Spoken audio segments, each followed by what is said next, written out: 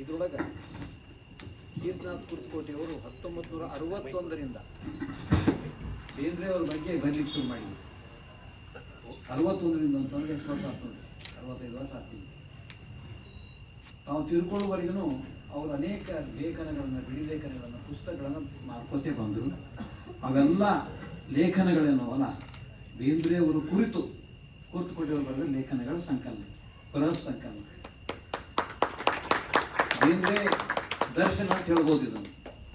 ಇದನ್ನು ಸಂಪಾದನೆ ಮಾಡಿದಂಥ ಕೃಷ್ಣಕಟ್ಟಿಯವರೇ ತಮ್ಮ ಗುರುಗಳು ಕೀರ್ತನಾಥರು ಅವ್ರ ಬಗ್ಗೆ ಮತ್ತು ಈ ಪುಸ್ತಕ ಯಾಕೆ ನಾ ಮಾಡಿದೆ ಇವೆರಡನ್ನು ಅವರು ಇವತ್ತು ವಿವರಿಸಿ ಹೇಳ್ತಾರೆ.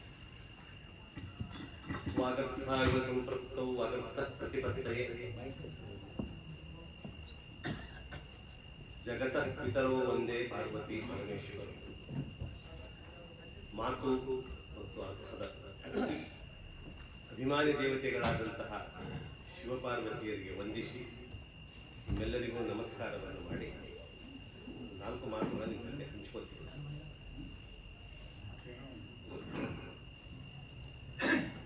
ಕನ್ನಡದ ಕೀರ್ತಿ ಕನ್ನಡಕ್ಕೊಬ್ಬನೇ ಕೀರ್ತಿ.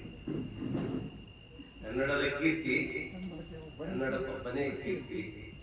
ಅವರೇ ಗದುಗಿನ ಕೀರ್ತಿನಾಥ ಕುರ್ತಕೋಟಿ.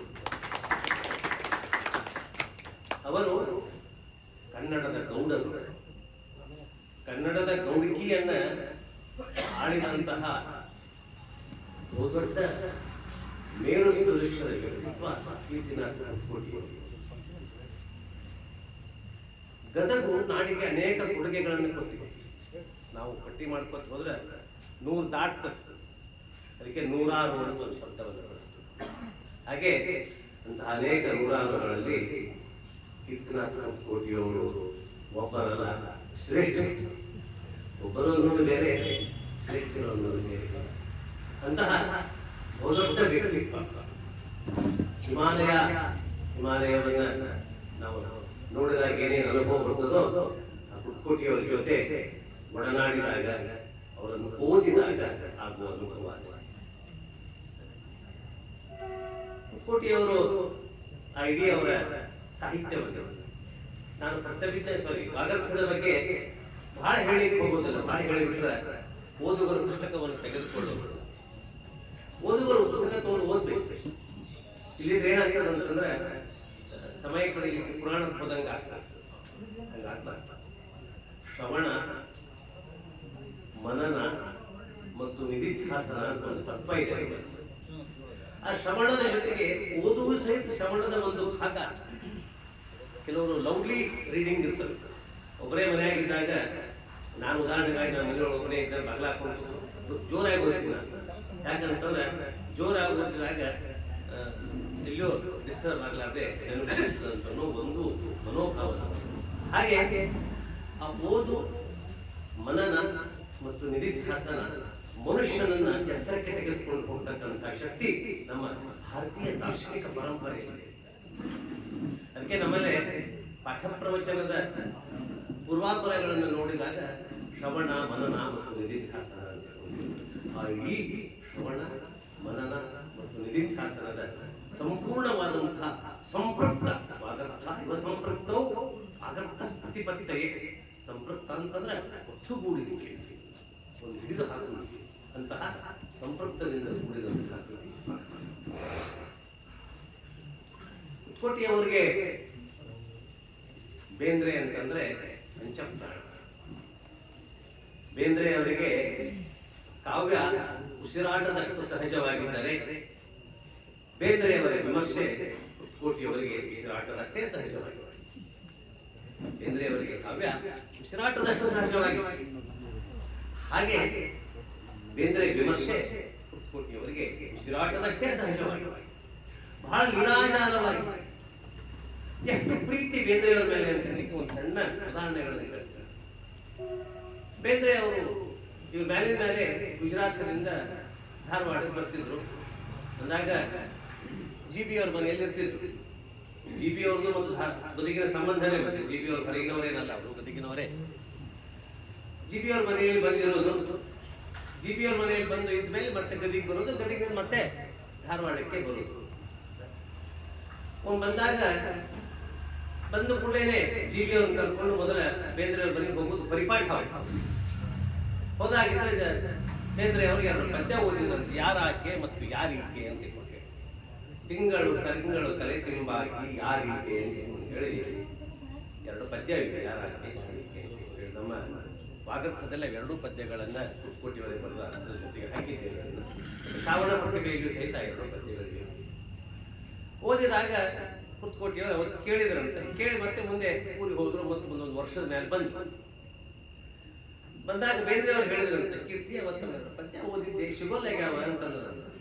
ಅಲ್ಲೇ ಕೂತ್ ಬರ್ಪಟ್ಬಿಟ್ರಂತ.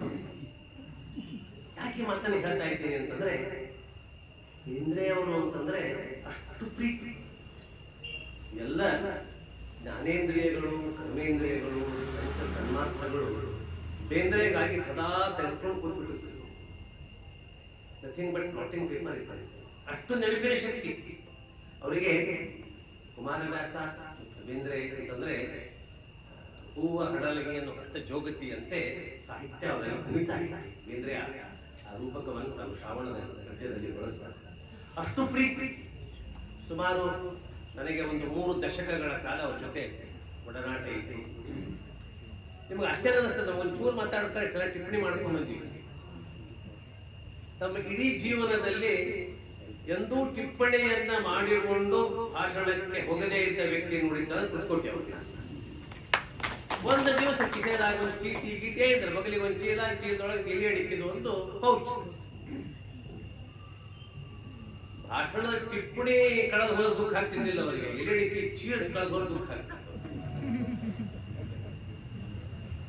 ಅಂದ್ರೆ ಆ ಮನುಷ್ಯನ ವ್ಯಕ್ತಿಯ ವ್ಯಕ್ತಿತ್ವದ ಮಿದುಳು ಮಾಡಗಳಲ್ಲಿ ಎಷ್ಟು ಜ್ಞಾನ ತುಂಬಿತ್ತು. ಅಂತಹ ಅತ್ಯಂತ ಪ್ರತಿಭಾವಂತ ವ್ಯಕ್ತಿ ಅವರು. ನಾವು ಅವರ ಜೊತೆ ಇದ್ದೀವಿ ಅಂತನ್ನೋದೇ ನಮ್ಮ ಪೂರ್ವಜನ್ಮದ ಪುಣ್ಯ. ಕೃತಪುರದ ಪುಣ್ಯ ಇದ್ದಾರೆ, ಅದು ಪುಣ್ಯ.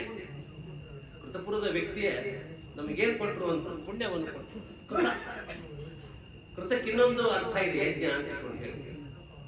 ಹಾಗೆ ಪುಣ್ಯದ ವ್ಯಕ್ತಿ ಜ್ಞಾನ ಯಜ್ಞವನ್ನು ನಿರಂತರವನ್ನು ಮಾಡಿಕೊಂಡು ಬಂದಂತಹ ವ್ಯಕ್ತಿ. ಎಂದೂ ಯಾವುದಕ್ಕೂ ಆಶಾ ಮಾಡಲಿಲ್ಲ. ದುರಾಶಾ ಹುಟ್ಟಿತ್ತು, ಆಶಾನೇ ಹುಟ್ಟಿಲ್ಲ, ದುರಾಶೆ ಏನು ಹುಟ್ಟುತ್ತದೆ.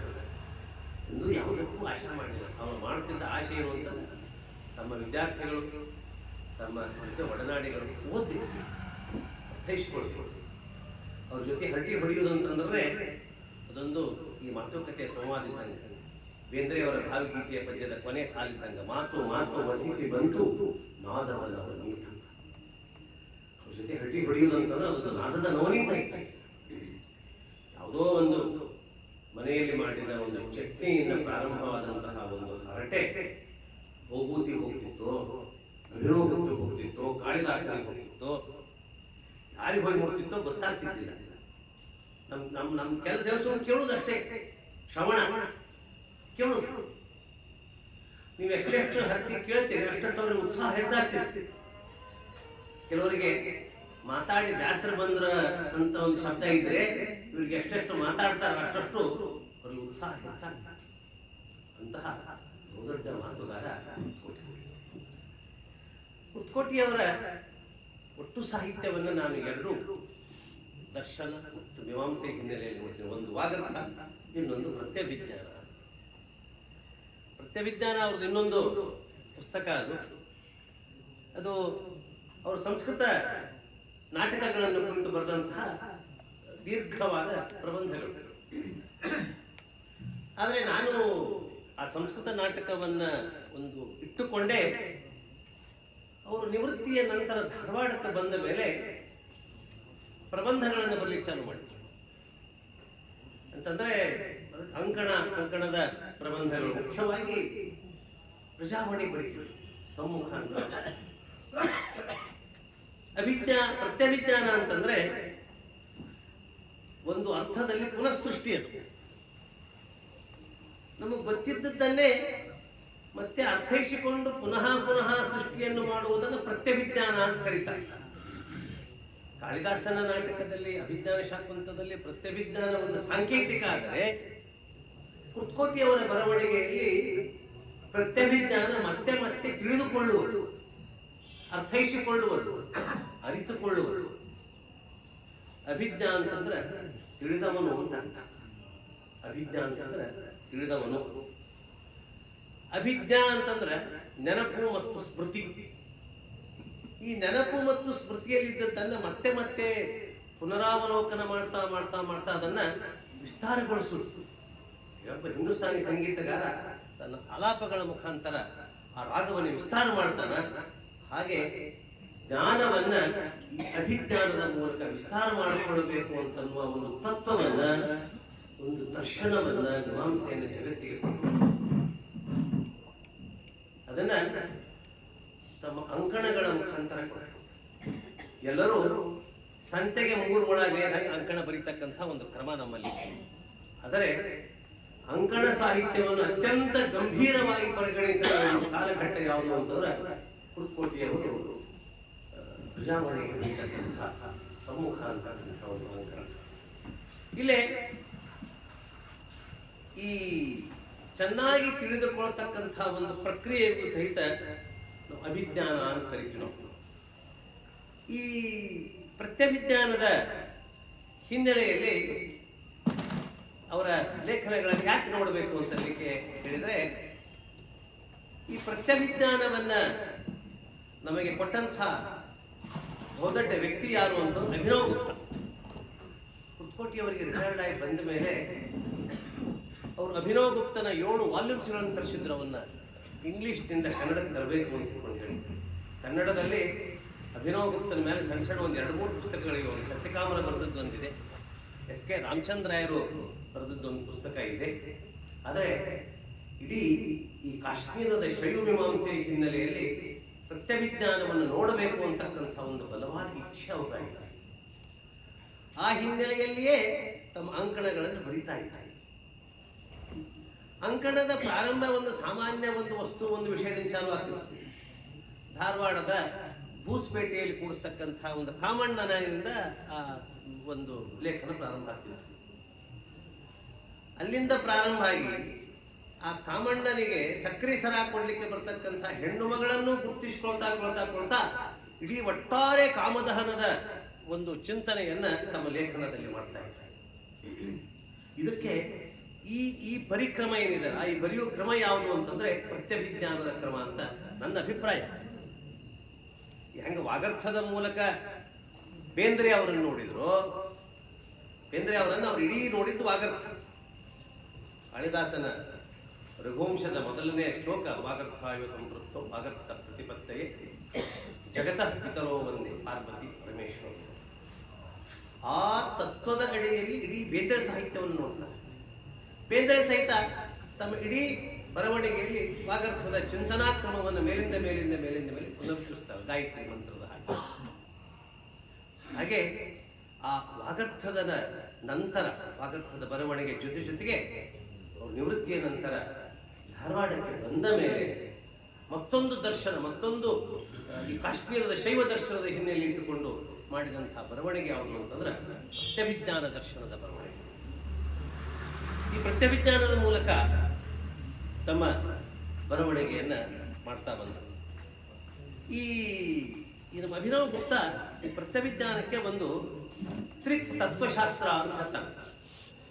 ಯಾವುದು ಅಂತಂದ್ರೆ ಇಚ್ಛಾ, ಜ್ಞಾನ ಮತ್ತು ಕ್ರಿಯೆ. ಈ ಇಚ್ಛಾ ಮತ್ತು ಜ್ಞಾನ, ಈ ಕ್ರಿಯೆ, ಈ ಮೂರೂ ಸಹಿತ ಅವರ ಎಲ್ಲಾ ಲೇಖನಗಳಲ್ಲಿ ನಾವು ಹುಡುಕಿ ನೋಡ್ಲಿಕ್ಕೆ ಸಾಧ್ಯ. ಆದ್ದರಿಂದ ಅದನ್ನು ನಾನು ಪ್ರತ್ಯಭಿಜ್ಞಾನದ ಬರವಣಿಗೆಯ ಒಂದು ಕ್ರಮ ಅಂದ್ಕೊಂಡು ಹೇಳಿ ನೋಡ್ಲಿಕ್ಕೆ ನಾನು ಪ್ರಯತ್ನ ಮಾಡ್ತೀನಿ. ಆ ಲೇಖನಗಳ ಸಾರ, ಅಂತರಾರ್ಥ ಏನಿರ್ತಿತ್ತು ಅಂತಂದ್ರೆ ತನ್ನನ್ನು ತಾನು ಜಾಗೃತಗೊಳಿಸಿಕೊಳ್ಬೇಕು. ತನ್ನನ್ನು ತಾನು ಜಾಗೃತಗೊಳಿಸಿಕೊಂಡು ಪ್ರಜ್ಞೆಯನ್ನ ಮರುಪಡೆಯುವುದು. ನಮ್ಮಲ್ಲಿ ಒಮ್ಮೊಮ್ಮೆ ಪ್ರಜ್ಞೆ ಏನಾಗಿರ್ತದೆ ಅಂತಂದ್ರೆ ಕಳೆದು ಹೋಗಿರ್ತದೆ. ಅದಕ್ಕೆ ಶಾಕುಂತಲ ನಾಟಕದಲ್ಲಿ ಬಂದು ಪ್ರತ್ಯಭಿಜ್ಞಾನ ಕಳೆದು ಹೋದ ಉಂಗರವನ್ನು ಮತ್ತೆ ಪಡೆಯುವುದು.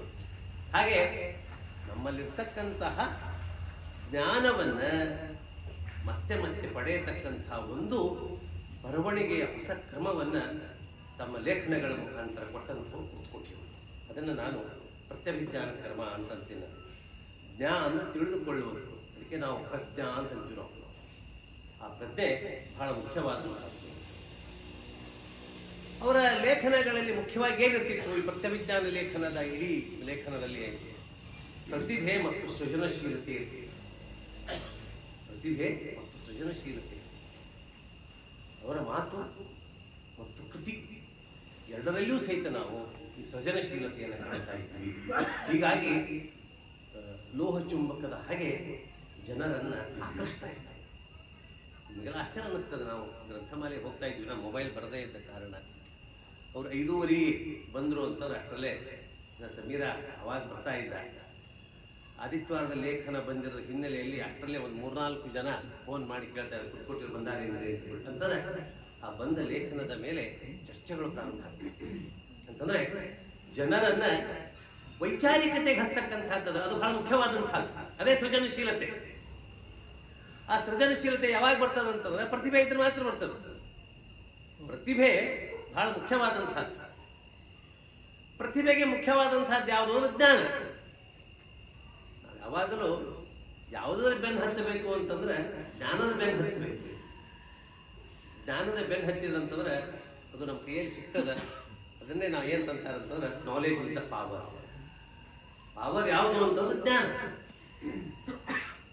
ಉಳಿದ ಪವರು ಅದು ಒಂಥರ ಬರೋದು ಹೋಗೋದು ಮಾಡ್ತದೆ.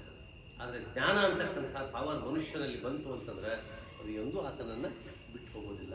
ಅದು ಮನುಷ್ಯನನ್ನು ಮೇಲ್ಮುಖದೊಂದಿಗೆ ಮೇಲೆ ಕರೆದುಕೊಂಡು ಹೋಗ್ತಕ್ಕಂಥ ಒಂದು ಶಕ್ತಿ ಜ್ಞಾನ. ಪ್ರತಿಭೆಯಲ್ಲಿ ಕೇವಲ ಕಲ್ಪನಾ ಶಕ್ತಿಯನ್ನಾಗಿ ನೋಡದೆ ಜಗತ್ತನ್ನು ಹೊಸದಾಗಿ ಕಾಣುವುದು ಪ್ರತ್ಯಜ್ಞಾನ ಅಂತ ಕರೀತಾರೆ. ಪ್ರತಿಭೆಯನ್ನು ಕೇವಲ ಕಲ್ಪನಾ ಶಕ್ತಿಯಾಗಿ ನೋಡಬಾರ್ದು. ಅದನ್ನು ಆ ಕಲ್ಪನಾ ಶಕ್ತಿಯ ಮುಖಾಂತರ ಜಗತ್ತನ್ನು ಹೊಸದಾಗಿ ನೋಡ್ತಕ್ಕಂಥ ಒಂದು ಜ್ಞಾನ, ತಿಳುವಳಿಕೆ, ಅರಿವು ಅಂತಕ್ಕಂಥದ್ದು. ಅದಕ್ಕೆ ಬಸವಣ್ಣ ದೊಡ್ಡವನಾಗ್ತಾರೆ. ಅರಿವಿನ ಬೆನ್ನು ಹತ್ತಿದವನು ಬಸವಣ್ಣ. ಅರಿವು ತಿಳುವಳಿಕೆ.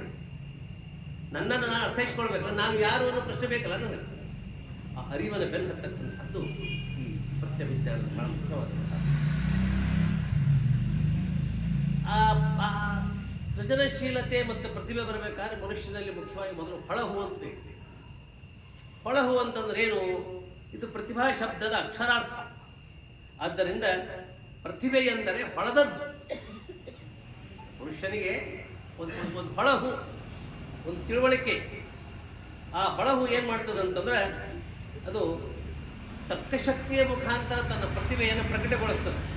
ಅದಕ್ಕೆ ಒಂದು ನಮ್ಮ ಸಂಸ್ಕೃತದಲ್ಲಿ ಪ್ರಜ್ಞಾ ನವನವೋನ್ಮೇಷ ಶಾಲಿನಿ ಅಂತ ಹೇಳ್ತಾರೆ.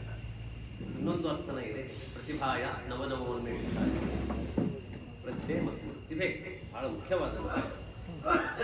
ಆದ್ದರಿಂದ ಈ ಪ್ರತಿಭೆ ಮತ್ತು ಪ್ರಜ್ಞಾ ಇವೆರಡನ್ನು ಆಧಾರವಾಗಿಟ್ಟುಕೊಂಡು ಕುರ್ತಕೋಟಿಯವರು ತಮ್ಮ ಅಂಕಣ ಬರಹಗಳನ್ನು ಮಾಡಿದರು. ಈ ವಾಗರ್ಥದ ನಂತರ ವಾಗರ್ಥದ ಜೊತೆಗೇ ಒಂದು ಹೊಸ ಅನ್ವೇಷಣೆಗೆ ತೊಡಗಿಕೊಂಡಂಥವರು ಈ ಪ್ರತ್ಯಭಿಜ್ಞಾನದ ಅನ್ವೇಷಣೆ ಏನಿದೆಯಲ್ಲ ಇದು ಬಹಳ ಹೊಸದು. ಈ ಅಪೂರ್ವ ವಸ್ತುಗಳನ್ನು ನಿರ್ಮಾಣ ಮಾಡತಕ್ಕಂಥ ಒಂದು ಶಕ್ತಿ ಪ್ರತಿಭೆಗಿರ್ತದೆ. ಅಪೂರ್ವವಾದಂಥ ವಸ್ತುಗಳನ್ನು, ಸಾಮಾನ್ಯವಾದ ವಸ್ತುಗಳನ್ನು ಕಂಡಂಥದ್ದನ್ನು ಅದನ್ನು ಅಪೂರ್ವತೆಗೆ ತೆಗೆದುಕೊಂಡು ಹೋಗ್ತಕ್ಕಂಥ ಸಾಮರ್ಥ್ಯ ನಮ್ಮ ಈ ಪ್ರತಿಭೆಯಲ್ಲಿರ್ತದೆ ಅಂತ ಹೇಳಿ ಅಭಿನವಗುಪ್ತ ಹೇಳ್ತಕ್ಕಂಥ ಮಾತು. ಆ ಅಭಿನವಗುಪ್ತನ ಮಾತನ್ನು ಸರಿಯಾಗಿ ಗ್ರಹಿಸಿಕೊಂಡು ಅದನ್ನು ತಮ್ಮ ಬರವಣಿಗೆ ರೂಪದಲ್ಲಿ ತೆಗೆದುಕೊಂಡು ಬಂದವರು. ಇಲ್ಲೇ ದೃಷ್ಟಿ ಮತ್ತು ಸೃಷ್ಟಿ ಎರಡೂ ಒಂದೇ ನಾಣ್ಯದ ಮುಖವಾಗಿ ನಮಗೆ ಪ್ರತ್ಯಭಿಜ್ಞಾನದಲ್ಲಿ ಕಾಣ್ತೀವಿ ನಾವು. ಅದನ್ನು ಕುರ್ತಕೋಟಿಯವರ ಬರಹಗಳಲ್ಲಿ ಕಾಣ್ತೀವಿ ನಾವು. ಇಲ್ಲೇ ಈ ಪ್ರತಿಭೆಯನ್ನ ನಮ್ಮ ಅಭಿನವಗುಪ್ತ ವ್ಯಾಪಾರ ಅಂತ ಕರೀತಾರೆ. ಅದನ್ನು ನಾವು ವ್ಯಾಪಾರ ಅಂತಂದಾಗ ಯಾವ ವಿಷಯದಲ್ಲಿ ಗ್ರಹಿಸ್ಕೊಳ್ಬೇಕು ಅಂತ ಅನ್ನೋದನ್ನು ವಿಚಾರ ಮಾಡಬೇಕು ನಾವಿಲ್ಲಿ. ಇಲ್ಲೇ ವ್ಯಾಪಾರ ಅಂತಂದ್ರೆ ಈ ನಮ್ಮ ಟ್ರೇಡ್ ಅಂತಕ್ಕಂಥದ್ದು ಇಲ್ಲ. ಇಲ್ಲೇ ಅಲ್ಲೇ ಅರ್ಥಾನುಸಂಧಾನ ಮಾಡಿಕೊಳ್ಬೇಕು ಅಂತ ಅಭಿನವಗುಪ್ತ ಹೇಳ್ತಕ್ಕಂಥ ಮಾತು. ಇಲ್ಲೇ ಪ್ರತಿಭೆ ನಮ್ಮ ಅಂತಃಚಕ್ಷು. ಬೇಂದ್ರೇವಿ ಮಾತಾಡ್ತಾರೆ, ನಮ್ಮ ಅಂತಃಚಕ್ಷು ಜಾಗೃತವಾಗಿರಬೇಕು. ಬಾಹ್ಯಚಕ್ಷು ಎಷ್ಟು ಮುಖ್ಯವಾಗೋ ಅದಷ್ಟೇ ಮುಖ್ಯವಾದಂತಹದ್ದು ಅಂತಃಚಕ್ಷು ಅಂತ ಹೇಳಿ. ಆದ್ದರಿಂದ ಈ ಅಂತಃಚಕ್ಷುವಿನ ಮುಖಾಂತರ ನಮ್ಮ ಓದು ವಿಸ್ತಾರಗೊಳ್ಳುತ್ತದಂತಕ್ಕಂಥ ಮಾತನ್ನು ಕುತ್ಕೋಟಿಯವರು ತಮ್ಮ ಬರವಣಿಗೆಯಲ್ಲಿ ವ್ಯಕ್ತಪಡಿಸಿದ್ದಾರೆ. ಪ್ರತ್ಯಭಿಜ್ಞಾನ ದರ್ಶನ ಅಂತನ್ಲಿಕ್ಕೆ ಇನ್ನು ಒಂದು ಮಾತು ಏನು ಅಂತಂದ್ರೆ ಸ್ವಯಂ ಅರಿವು. ಈ ಸ್ವಯಂ ಅರಿವು ನಮ್ಮ ಕನ್ನಡದಲ್ಲಿ ವಚನಕಾರರ ನಂತರ ಬೆಳೆದು ಬಂದಂತಹ ಒಂದು ಕ್ರಮ ಇತ್ತು. ಅದಕ್ಕಿಂತ ಕೂಡಲೇ ನಮ್ಮ ಸಂಸ್ಕೃತ ಸಾಹಿತ್ಯದಲ್ಲಿ ಬಹಳ ವಿಸ್ತಾರವಾಗಿರ್ತದೆ. ನಮ್ಮ ಅಚ್ಚು ಕನ್ನಡದಲ್ಲಿ ನಾವು ಅದನ್ನು ನೋಡ್ತಕ್ಕಂಥದ್ದು ಏನು ಅಂತಂದರೆ ವಚನಕಾರರು. ಇದಕ್ಕೆ ಎರಡು ಬಹಳ ಮುಖ್ಯವಾದಂತಹದ್ದು. ಒಂದು ನಿರಂತರವಾದಂತಹ ಅಭ್ಯಾಸ, ಆ ಅಭ್ಯಾಸದ ಜೊತೆಗೆ ಅನುಗ್ರಹ. ಈ ಅನುಗ್ರಹ ಶಬ್ದವನ್ನು ಯಾಕೆ ನಾನು ಇಲ್ಲಿ ಬಳಸ್ತಾ ಇದ್ದೇನೆ ಅಂತಂದ್ರೆ ನಮ್ಮ ಅಭ್ಯಾಸ ಪ್ರಾಮಾಣಿಕವಾಗಿದೆ. ಪ್ರಾಮಾಣಿಕತೆ ಹಿನ್ನೆಲೆಯಲ್ಲಿ ಈ ಅನುಗ್ರಹ ಅಂತಕ್ಕಂಥ ಶಬ್ದವನ್ನು ನಾನು ಇಲ್ಲಿ ಬಳಕೆ ಮಾಡ್ತಾ ಇದ್ದೀನಿ. ಅದ್ರ ಜೊತೆಗೆ ನಾನು ಪ್ರಾರಂಭದಲ್ಲಿ ಹೇಳಿದ ಕುತ್ಕೋಟಿಯವರು ಬೇಂದ್ರೆಯವರಿಗೆ ಬರೆದುಕೊಟ್ಟಿರುವ ಪದ್ಯದ ಹಿನ್ನೆಲೆ ಏನು ಅಂತಂದ್ರೆ ವ್ಯಕ್ತಿಯಲ್ಲಿ ಸ್ವಯಂ ಪ್ರೇರಣೆ ಬಹಳ ಮುಖ್ಯವಾದ ಮಾತು. ಆ ಸ್ವಯಂ ಪ್ರೇರಣೆಯ ಮುಖಾಂತರ ಮನುಷ್ಯ ಯಾವುದಾದರೂ ಒಂದು ಕಲಾ ಜಗತ್ತಿಗೆ ತನ್ನನ್ನು ತಾನು ತೆರೆದುಕೊಳ್ತಾನೆ. ವೃತ್ತಿ ಮತ್ತು ಪ್ರವೃತ್ತಿಯನ್ನು ನೋಡಿದಾಗ ಒಂದು ಆ ಜಗತ್ತಿಗೆ ತೆರೆದುಕೊಳ್ತಕ್ಕಂಥದ್ದು ಏನಿದೆಯಲ್ಲ ಅದರಲ್ಲಿ ಆ ಸ್ವಯಂ ಪ್ರೇರಣೆ ಬಹಳ ಮುಖ್ಯವಾದಂಥ. ಈ ಪ್ರತ್ಯಭಿಜ್ಞಾನಕ್ಕೆ ಹೆಂಗ ನಾನು ಕಾಳಿದಾಸನ ಶ್ಲೋಕವನ್ನು ವಾಗರ್ಥ ಅಂತ ಹೇಳಿದ್ದು, ಅದೇ ರೀತಿಯಾಗಿ ಆ ಶಬ್ದವನ್ನು ಡಿಕೋಡ್ ಮಾಡಿದಾಗ ಗೊತ್ತಾಗ್ತದೆ. ಕಾಳಿದಾಸನ ಶಾಕುಂತಲದ ಮೊದಲನೇ ಶ್ಲೋಕ ಏನಿದೆಯಲ್ಲ ಆ ಶ್ಲೋಕದಲ್ಲಿ ಇಡೀ ಪ್ರತ್ಯಭಿಜ್ಞಾನದ ಒಂದು ತತ್ವ ಅಳಿಕೊಂಡಿದೆ.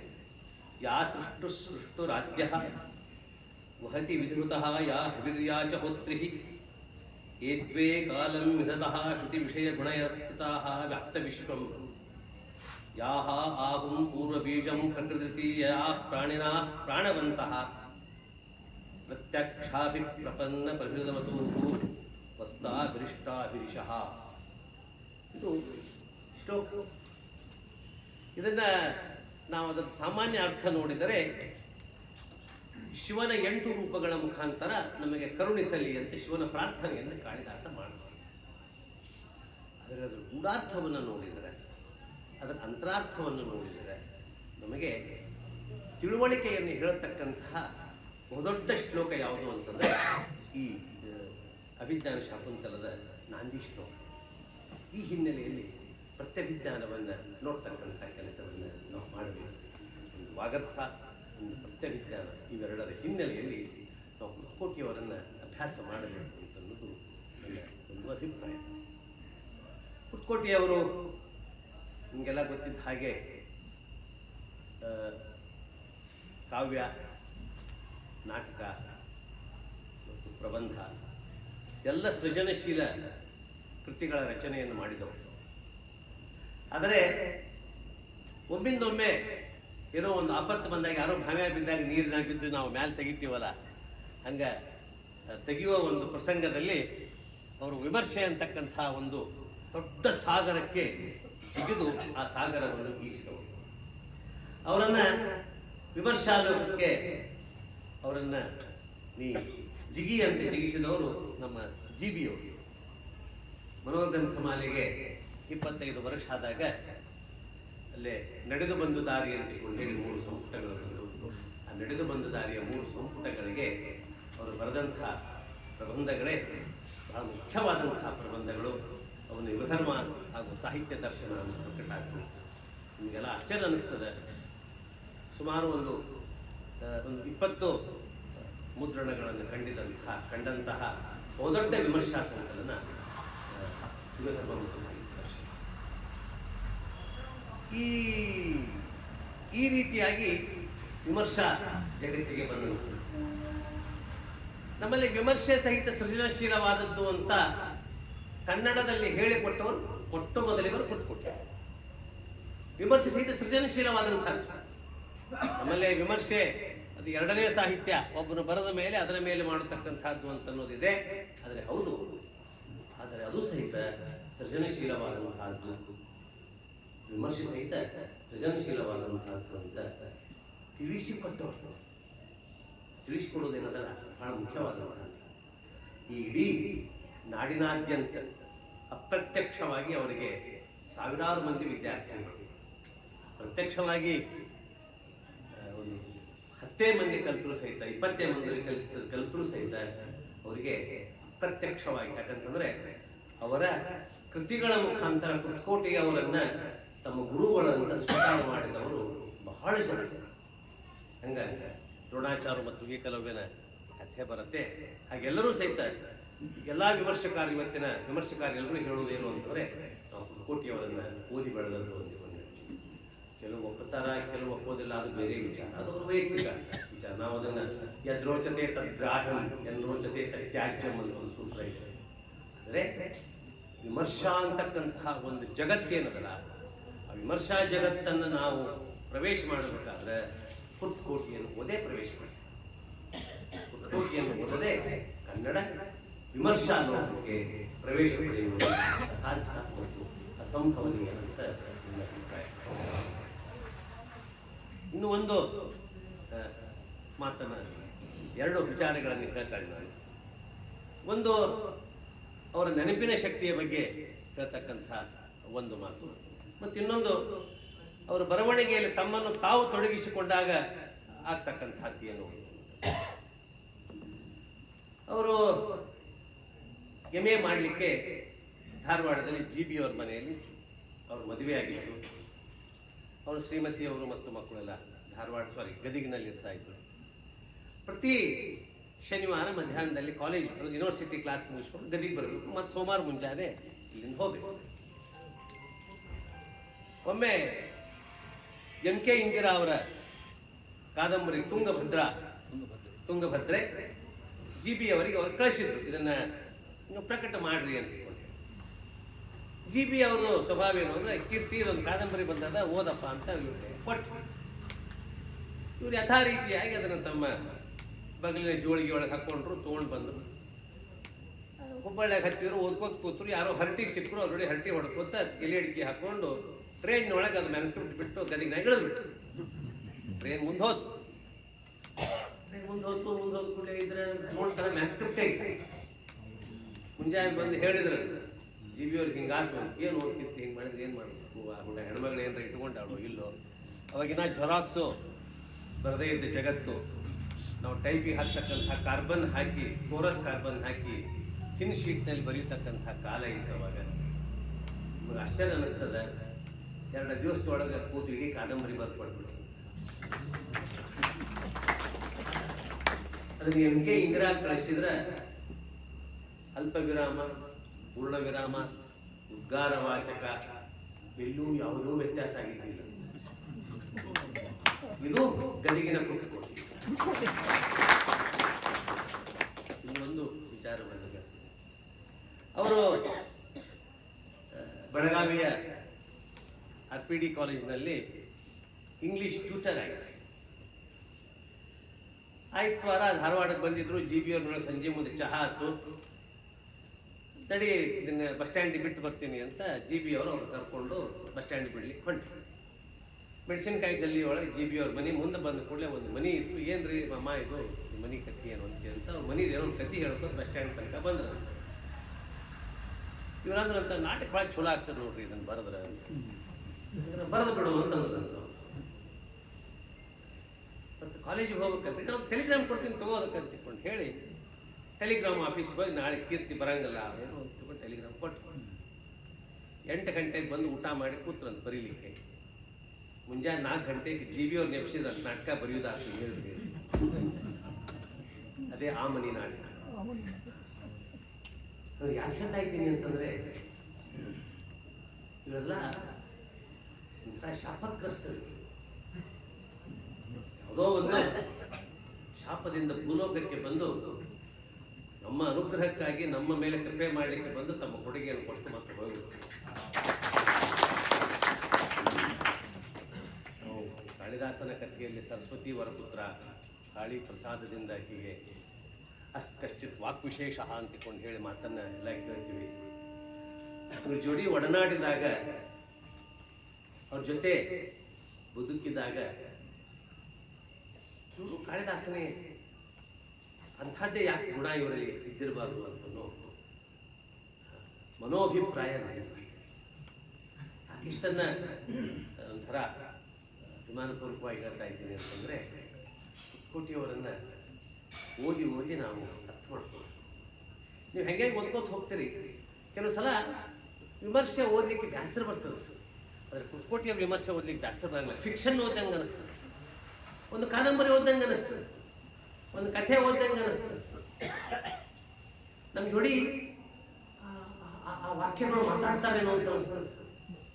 ಈ ಬರವಣಿಗೆ ಒಂದು ಹಿಡಿತ ಕುತ್ಕೋಟಿಯವರಲ್ಲಿ ಇತ್ತು. ಅದಕ್ಕೆ ಅವರ ವೈಯಕ್ತಿಕ ಓದು ಬರಹ ಎಷ್ಟು ಮುಖ್ಯವಾಗಿತ್ತೋ ಅದು ಗದಗಿನ ವಾತಾವರಣವೂ ಅಷ್ಟೇ ಮುಖ್ಯವಾಗಿತ್ತು ಅವರಿಗೆ. ಗದಗು ಅಂತಂದರೆ ಅವ್ರಿಗೆ ಭಾಳ ಪ್ರೀತಿ. ಅವ್ರು ಮಾತಾಡ್ತಿದ್ರು, ಅವ್ರು ಬೇಂದ್ರೆ ಅವ್ರದ್ದೊಂದು ಪದ್ಯ ಅದ, ಕನಕ ಅಂತ ಹೇಳಿ, ತಿರುವು ಮುರುವಾದರು ಕನಕ ಅಂತ ಹೇಳಿ ಅದಕ್ಕೆ ಹೇಳ್ತಾರೆ. ನಮ್ಮ ಗದಗನೂ ಸಹಿತ ತಿರುವು ಮುರುವಾದರು ಗದಗೆ ಅನ್ಸಿತ್ತು. ಹಂಗೆ ಏನಾದರೂ ಸಹಿತ ಕೃತಕುಲದ ಈ ಕೋಟಿಯವರು ಜಗತ್ತಿಗೆ ಮಾತಾಡ್ತಾ ಹೋದರೆ ಭಾಳ ವಿಸ್ತಾರ ಆಗ್ತದೆ, ಭಾಳ ದೊಡ್ಡದಿದೆ ಅವ್ರ ಕೊಡುಗೆ, ಭಾಳ ದೊಡ್ಡದು. ಅಗರ್ಥದ ಮೇಲೆ ಇರ್ಬೋದು, ಪ್ರತ್ಯಭಿಜ್ಞಾನ ಮೇಲೆ ಇರ್ಬೋದು, ಅವರು ಸಂಸ್ಕೃತ ನಾಟಕಗಳ ಮೇಲೆ ಬರೆದಿದ್ದಿರ್ಬೋದು, ವಿಮರ್ಶೆ ವಿನಯ ಅಂತಕೊಂಡು ಹೇಳಿ ಕಾದಂಬರಿ ಮತ್ತು ನಾಟಕಗಳ ಮೇಲೆ ಬರೆದಿದ್ದಿರ್ಬೋದು. ಅವರು ಬರೆಯದೇ ಇದ್ದದ್ದು ಅಂತ ಅನ್ನೋದು ಯಾವುದು ಇಲ್ಲೇ ಇಲ್ಲ. ಎಲ್ಲದಕ್ಕೂ ಅವರು ಒಂದು ಪರಿಹಾರವನ್ನು ಕೊಡ್ತಿದ್ರು. ಒಂದು ರೀತಿಯ ಆ ಕಾಲಘಟ್ಟದ ಯಾವುದೇ ಸಮಸ್ಯೆ ಬಂದಾಗ ಒಂದು ರೀತಿಯ ಟ್ರಬಲ್ ಶೂಟರ್ ಇದ್ದಂಗೆ, ಯಾವುದೇ ಸಮಸ್ಯೆ ಇರಲಿ ಅದು ಸೌಹಾರ್ದಯುತವಾಗಿ. ಅದಕ್ಕಿಂತ ನಮ್ಮ ಅವರಲ್ಲಿ ಇರ್ತಕ್ಕಂಥ ದೊಡ್ಡ ಗುಣವನ್ನು ಇವತ್ತಾದರೂ ನಾನು ಗೌರವಿಸ್ತೀನಿ. ಏನು ಅಂತಂದ್ರೆ ನಿರಪೇಕ್ಷವಾದ, ಎಂದೂ ಯಾರಿಂದ ಏನೇ ಕೇಳಿಲ್ರಿ. ನಿಮಗೆ ಅಷ್ಟೇ ಅನ್ನಿಸ್ತದೆ. ಇವತ್ತೆಲ್ಲ ನಾನು ಒಂದು 25 ವರ್ಷ ಯೂನಿವರ್ಸಿಟಿ ಕೆಲಸ ಮಾಡಿ ಬಂದಿದ್ದೆ. PhD ಕಥೆಗಳನ್ನು ಕೇಳಿಬಿಟ್ರು ಅವೆಲ್ಲ ಸೀರಿಯಲ್ ರೂಪದಲ್ಲಿ ಬರ್ತದೆ. ನಮ್ಮ ಕೈ ತುತ್ತು ಹಾಕಿ ನಮ್ಮ ಕಡೆ PhD ಮಾಡಿ ಅಷ್ಟೇ. ನಾವು ಕುಟುಂಬನೂ ಸಹಿತ ರಾತ್ರಿ ಅವ್ರ ಮನೆಗೆ ಓದ್ಲಿಕ್ಕೆ ಹೋದ್ರೆ ನಮಗೆ ಚಹಾ ಮಾಡಿ ಕೊಟ್ಟವರೆಲ್ಲ ಮಲ್ಕೊತಿದ್ರು. ಯಾರು ಮಾಡ್ತಾರೆ ಇವತ್ತು? ಇದು ಭಾರತೀಯ ಗುರುಕುಲದ ಒಂದು ಪರಂಪರೆ ಐತಿ. ಆ ಗುರುಪತ್ನಿ ತಮ್ಮ ವಿದ್ಯಾರ್ಥಿಗಳನ್ನು ಮಕ್ಕಳಂತೆ ನೋಡ್ಕೊಳ್ತಿದ್ರು ಅಂತ ಹೇಳಿ ನಾವು ಗುರುಕುಲದಲ್ಲಿ ಓದ್ತಿದ್ವಿ. ಅದನ್ನು ನಾವು ಅನುಭವಿಸಿದವರು. ಅಷ್ಟು ಪ್ರೀತಿ. ಅದಕ್ಕೆ ಆ ಪ್ರೀತಿ, ಆ ವಿಶ್ವಾಸ, ಅಂತಃಕರಣ ಮನುಷ್ಯನಿಗೆ ಫಲ ಕೊಡ್ತದೆ, ಸಂಸ್ಕಾರ ಕೊಡ್ತದೆ ಅಂತಲಿಕ್ಕೆ ಇವತ್ತು ನಾವೆಲ್ಲ ಒಂದು ರೀತಿಯ ಬದುಕಿನ ಉಸಿರಾಟವನ್ನು ಮಾಡ್ತಾ ಇದ್ದೀವಿ ಅಂತ ನನಗೆ ಇಲ್ಲೇ ಕಂಬಾರರು ಕುರ್ತಕೋಟಿಯವರ ಮೇಲೆ ಒಂದು ಪದ್ಯವನ್ನು ಬರೆದಿದ್ದಾರೆ. ಆ ಪದ್ಯವನ್ನು ಓದಿ ನನ್ನ ಮಾತನ್ನು ಮುಗಿಸ್ತಾ ಇದ್ದಾರೆ. ಪದ್ಯದ ಶಿರೋನಾಮೆ ಕೀರ್ತಿನಾಥ ಪುತ್ತಕೋಟಿ ಗೌಡರು. ಕೀರ್ತಿನಾಥ ಪುತ್ತಕೋಟಿ ಗೌಡರು. ಕೀರ್ತಿನಾಥರು ಇವನು ಕಾಣಗಿಲ್ಲದ ಹಾಗೆ ತಕ್ಕಡಿಯ ತೂಗಿದವರು. ಕೀರ್ತಿನಾಥರು ಇವರು ಕಾಣಗಿಲ್ಲದ ಹಾಗೆ ತಕ್ಕಡಿಯ ತೂಗಿದವರು. ಆಕಾಶ ಭೇದಿಸುವ ಕಣ್ಣಿನವರಾದರೂ ತರಕಾರಿ ದರಗಳನ್ನು ಮರೆಯದವರು. ಆಕಾಶ ಭೇದಿಸುವ ಕಣ್ಣಿನವರಾದರೂ ತರಕಾರಿ ದರಗಳನ್ನು ಮರೆಯದವರು. ಸೋಲ ಜೊತೆ ಸಾಮೀಲರಾದ ಸಿನಿಕರ ಸಿಡುಕ ದಯಮಾಡಿ ಕ್ಷಮಿಸಿದವರು. ಸೋಲ ಜೊತೆ ಸಾಮೀಲರಾದ ಸಿನಿಕರ ಸಿಡುಕ ದಯಮಾಡಿ ಕ್ಷಮಿಸಿದವರು. ತಾಂಬೂಲದೆಂದಲಲ್ಲಿ ಮುಖ ಬೆಳಗಿ ನಗುವವರು, ಹಾಗೆಯೇ ಧಾರಾಳ ಮುಗಿಯುವವರು. ಅದಕ್ಕೆ ನಮ್ಮ ಧಾರಾಳ ಮುಗಿಯುವರು ಅಂತಲಿಕ್ಕೆ ನಮ್ಮ SR ವಿಜಯಶಂಕರ್ ಒಂದು ಮಾತನ್ನು ಬರೀತಾನೆ. ಏನು ಅಂತಂದ್ರೆ, ತಂಬಾಕು ಕೊಡ್ತಾರ ಅಂತಲ್ಲ, ವಿದ್ಯೆಯನ್ನ ಕೊಡ್ತಾ ಇದ್ರು. ಒಳ್ಳೆ ಇಂಟರ್ಪ್ರಿಟೇಷನ್, ನನಗೆ ಖುಷಿ ಆಗ್ತದೆ. ಅವರು ನಕ್ಕಾಗ ಆ ಕೆಂಪು ಚಿಮ್ಮುವಿಕೆ ಏನಿತ್ತಲ್ಲ, ಇವತ್ತೇನಾದ್ರೂ ಮೊಬೈಲ್ ಇದ್ರೆ ಅಂತ ಎಷ್ಟು ಫೋಟೋ ಹಿಡಿಬಹುದಾಗಿತ್ತು. ಅವರ ಆ ನಗು, ಅವರ ಆ ಮಾತು, ಅವೆರಡೂ ಕಡೆ ಭಾಗೀರಥಿ ಸೋರ್ದಂಗೆ ಅವೆರಡು ಕೆಂಪು ಪ್ರಸಾದ ಸೋರ್ತಾ ಇದ್ರು. ಅದು ಹೆಂಗೆ ಸೋರ್ತಿತ್ತು ಹಂಗೆ ಮಾತು ತನ್ನ ಔನ್ನತ್ಯವನ್ನ ಪಡಿತಾರೆ. ಜಂಗಮರು ಹಿಂದು ಮುಂದುಗಳಲ್ಲಿ ಸಂಚರಿಸಿ ಸತ್ತುದರ ನೆತ್ತಿಗೆ ಅಂಗಾಲನಿಟ್ಟವರು. ಹಾಗೆಯೇ ಚಿಗುರಿಗೂ ಹಸಿರ ದೀಕ್ಷೆಯ ಕೊಟ್ಟು ಹಣ್ಣು ಆಗುವ ಗುಟ್ಟು ಹೇಳಿಕೊಟ್ಟವರು. ಸೃಜನಶೀಲತೆ. ಹಾಗೆಯೇ ಚಿಗುರಿಗೂ ಹಸಿರು ದೀಕ್ಷೆಯ ಕೊಟ್ಟು ಹಣ್ಣು ಆಗುವ ಗುಟ್ಟ ಹೇಳಿಕೊಟ್ಟವರು ಹುಟ್ಟ ಅದ್ವೈತಿಗಳು. ಸದ್ದಿಲ್ಲ ಶಬ್ದಕ್ಕೆ ಎರಡಲ್ಲ ಶಬ್ದಾರ್ಥ ಒಂದೆಂದಿರಿ. ಡಿ ಕೋಡ್ ಮಾಡಿಸಿದರಯ್ಯ ಶಿವಪಾರ್ವತಿಯರ ನಂಟು. ಡಿಕೋಡಿಸಿದರಯ್ಯ ಶಿವಪಾರ್ವತಿಯರ ನಂಟು. ಭಾಗ್ಯವಂತರ ಭಾಷೆ ಕನ್ನಡದಲ್ಲಿ. ಬೇರೆ ಕಲರುಗಳನ್ನು ಬೆರಕೆ ಮಾಡದೆ ಶುದ್ಧ ಹಸಿರಲಜ್ಜದ ಹೊಸ ಕನಸುಗಳನ್ನು ಕಣ್ಣು ತುಂಬ ಕೊಟ್ಟು ನಮ್ಮ ಕಳಿಸಿದರಯ್ಯ. ತೋರಿ ದೂರದ ಹಳೆವ ಕ್ಷಿತಿಜವನ್ನು. ನಿಮ್ಮ ಭಾಗದ ಗಾಳಿ ನಮ್ಮ ಕಡೆ ಬೀಸಿದರೆ ಉಸಿರಾಡಿದೆವು ನಿಮ್ಮ ಹೆಸರು ಹೇಳಿ. ಅಷ್ಟೋ ಇಷ್ಟೋ ದಾರಿ ನಡೆದೆವಯ್ಯ ನಿಮ್ಮ ಕಣ್ಣುಗಳ ಬೆಳಕಿನಲ್ಲಿ. ಅಷ್ಟೋ ಇಷ್ಟೋ ದಾರಿ ನಡೆದೆವಯ್ಯ ನಿಮ್ಮ ಕಣ್ಣುಗಳ ಬೆಳಕಿನಲ್ಲಿ. ನಮ್ಮ ಚಿತ್ತದಲ್ಲೊಂದು ಬಿಳಿಯ ಕಂಬಳಿ ಹಾಸಿ, ನಮ್ಮ ಚಿತ್ತದಲ್ಲೊಂದು ಬಿಳಿಯ ಕಂಬಳಿ ಹಾಸಿ ಮೇಲೆ ಕುಂತಿರಿ ಇಂಬು ಉಳಿಯದಂತೆ. ಜರದ ಜಗಿಯೋದನ್ನು ಬಿಟ್ಟು ನೋಡಿರಿ ಸ್ವಲ್ಪ, ಜರದ ಜಗಿಯೋದನ್ನು ಬಿಟ್ಟು ನೋಡಿರಿ ಸ್ವಲ್ಪ ಗೌಡರೇ ನಮ್ಮ ನಿಜ ಕಂಡು ಬಂತೆ. ಜರದ ಜಗಿಯೋದನ್ನು ಬಿಟ್ಟು ನೋಡಿರಿ ಸ್ವಲ್ಪ ಗೌಡರೇ ನಮ್ಮ ನಿಜ ಕಂಡು ಬಂತೆ. ನಮಸ್ಕಾರ.